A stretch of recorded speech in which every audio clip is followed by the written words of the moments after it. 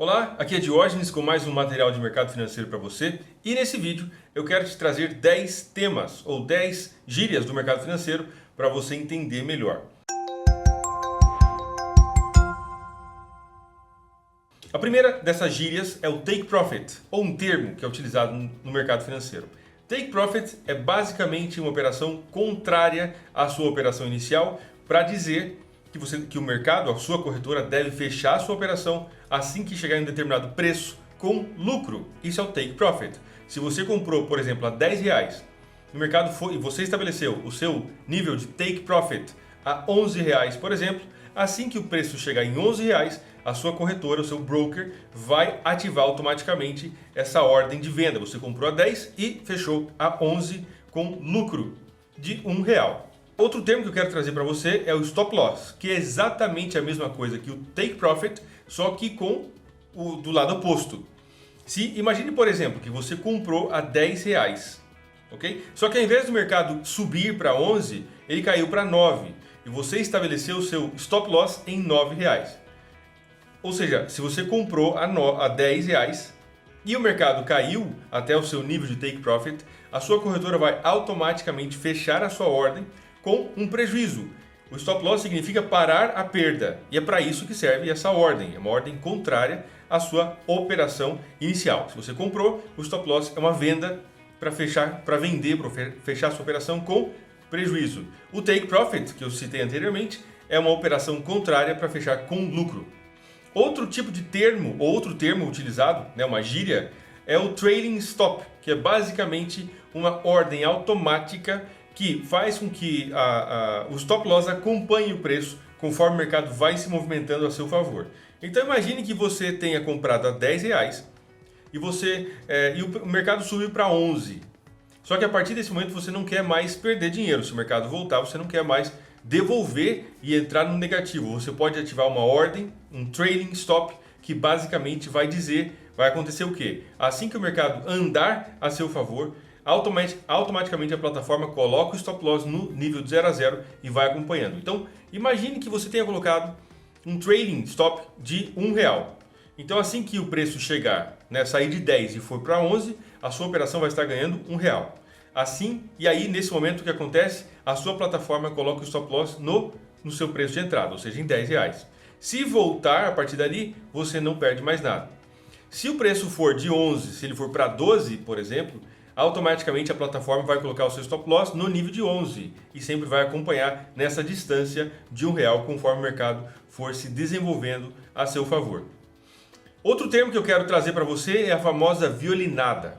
Pois é, a violinada é basicamente um tipo de fenômeno que acontece no mercado financeiro que, imagine que você tenha comprado a R$10 e você colocou o seu stop loss em R$9. A violinada acontece quando o mercado faz um movimento rápido na direção, ativa o seu stop loss para depois ele retomar a direção original e acabar andando na direção daquilo que seria o seu trade original. Então imagine que você comprou a 10, colocou o seu stop loss a 9.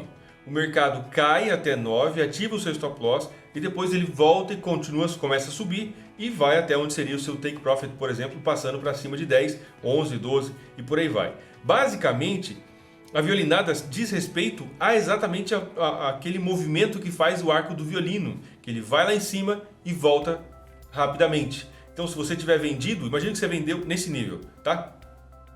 E você colocou seu stop loss nesse nível.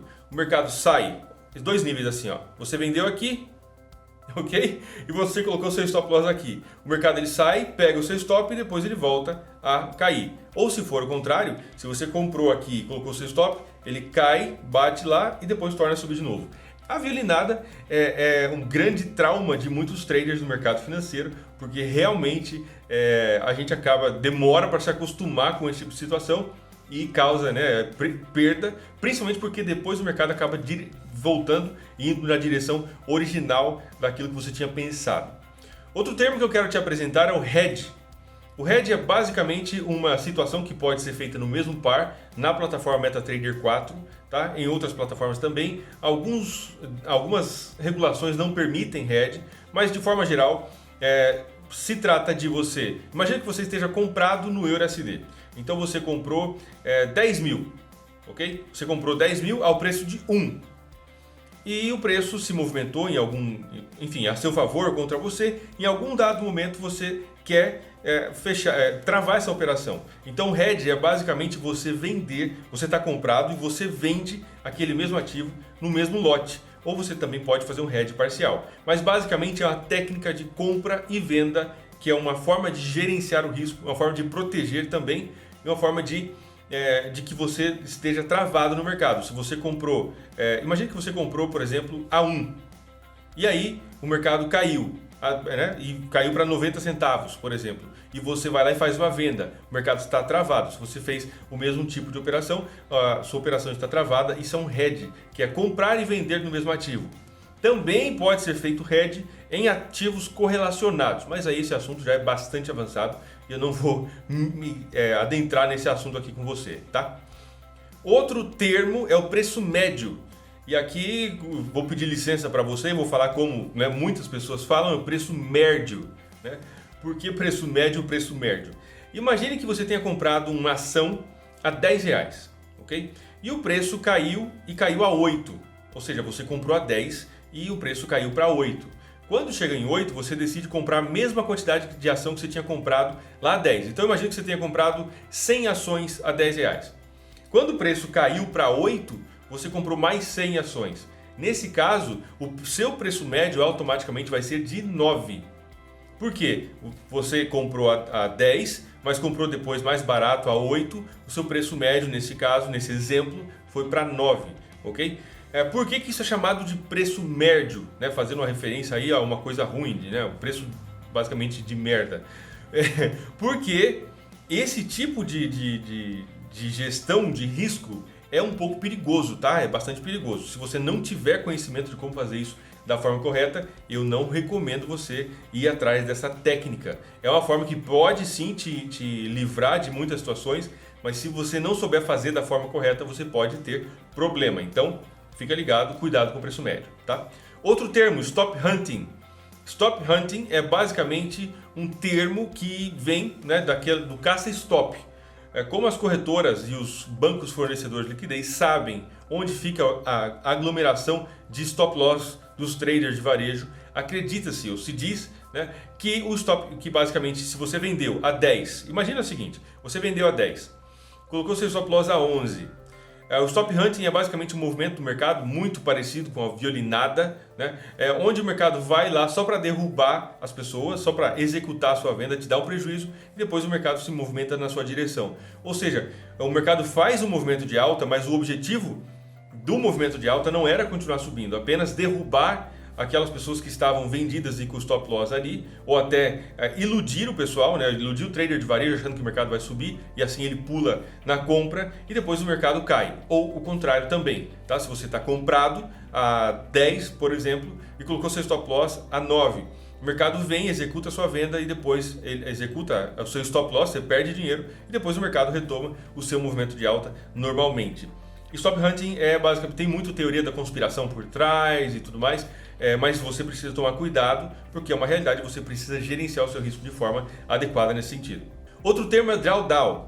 Drawdown é basicamente quanto que você perde da sua conta, pensando em uma curva de desenvolvimento de capital, quanto que você perde no processo de ganhar.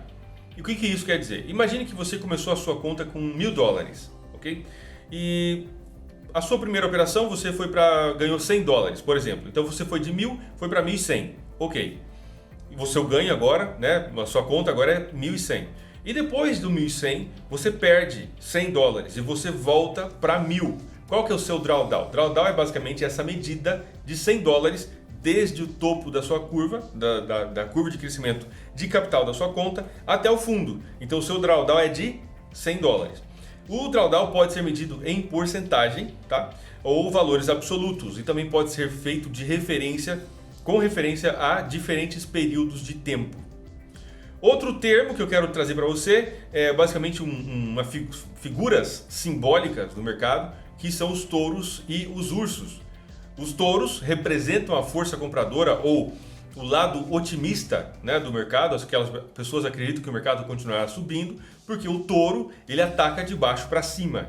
Então basicamente usa-se basicamente o animal, né, a figura simbólica do touro, como sendo uma forma de representar a força compradora, porque ataca de baixo para cima, empurrando os preços para cima. E os ursos é exatamente o oposto, que representa as pessoas que acreditam que o mercado vai cair e, portanto, representa a força vendedora, e o urso ataca de cima para baixo. Tá? E o último termo que eu quero trazer para você é slippage, ou derrapagem. Derrapagem é quando existe uma falha, eu não diria uma falha, porque é uma característica do mercado, não da corretora, mas quando, devido à oscilação de preço muito rápida, a sua corretora não consegue executar a sua ordem no preço que você gostaria. Imagine que você queira comprar a R$10. Então o mercado começou a subir, você quer comprar a R$10. Só que o preço está subindo tão rapidamente que, enquanto acontece essa comunicação entre a sua casa, o seu computador, né, e através da internet acontece toda essa, basicamente existe essa estrutura de internet e esse atraso. Enquanto acontece essa comunicação, o preço foi de 10 para 11, por exemplo, tá? E quando a sua ordem vai ser executada no mercado, aquele preço de 10 não existe mais. Agora o preço é 11. Então a derrapagem, a corretora vai acabar executando você, mas a derrapagem é basicamente porque o preço subiu muito rapidamente e a corretora não conseguiu garantir que você tivesse exatamente aquele preço que você gostaria.